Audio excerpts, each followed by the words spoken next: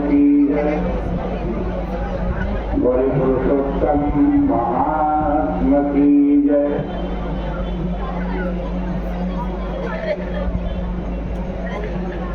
पतित पावनी कलिमल कारिणी मंगल कारिणी मोक्षदायी माँ गंगा मैया का ये पवित्रतम तीर्थ पालकी पैड़ी ब्रह्मकुंड है। पुरुषोत्तम का पावन महीना चल रहा है। पुरुषोत्तम के पावन महीने में आज पुरुषोत्तम योग जो गीता जी का 15वां अध्याय है उसका भी श्रवण कर रहे हैं और पुरुषोत्तम महात्मा भी यहाँ श्रवण किया जा रहा है। पुरुषोत्तम महात्मा का पुरुषोत्तम योग का चौथा श्लोक चल रहा था जिसे भगवान कह रहे हैं स्वतःपदं तत्परिमार्गितव्यं यस्मिन् गतान निवर्तन्ति भूय तमेव जात्यं पुरुषं प्रपद्ये यतः प्रवृत्तिः प्रसुतापुराः।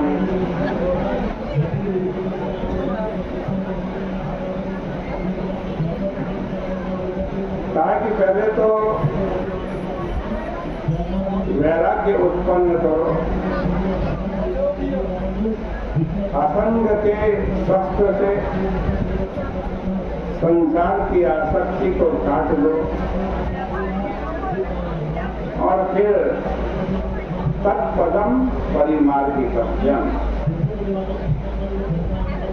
उस पद का अनुसंधान करो।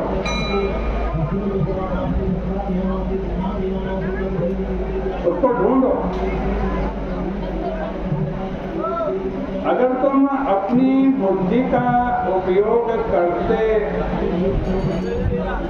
हो तो छिपी हुई चीज को ढूंढ लो।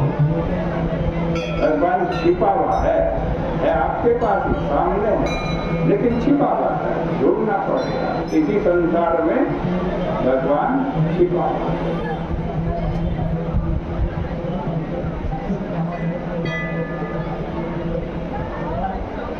देखो खुली चीज को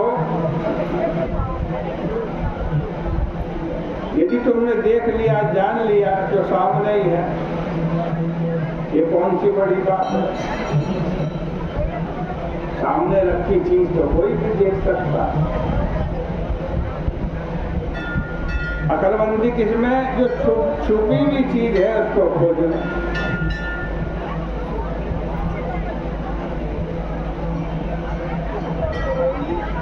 जो इस जाहिर में अनजाहिर है,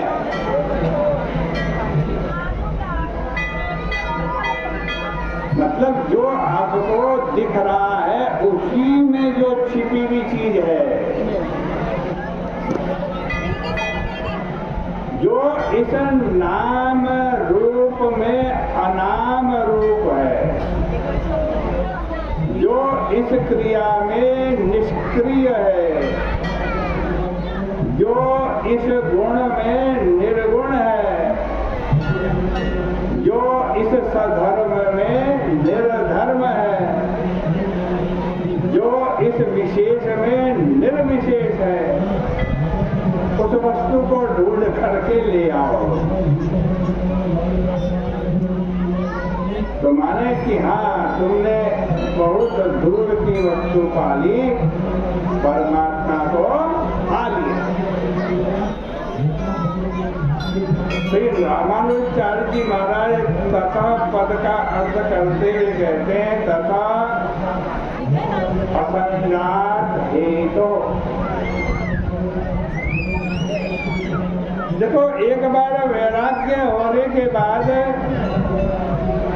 जब वासनाएं कट जाए तो उसके बाद भी कुछ छोड़ना है। क्या छोड़ना? वैराग्य को भी छोड़ना। वैराग्य को साथ लेकर परमात्मा को ढूंढने चलना। यह नहीं कि अब संसार कट गया, अब वैराग्य छोड़ो, अब आओ केवल ज्ञान के द्वारा परमात्मा को ढूंढे। नहीं, वैराग्य प्रवृत्ति ज्ञान के द्वारा परमात्मा को ढूंढना चाहिए।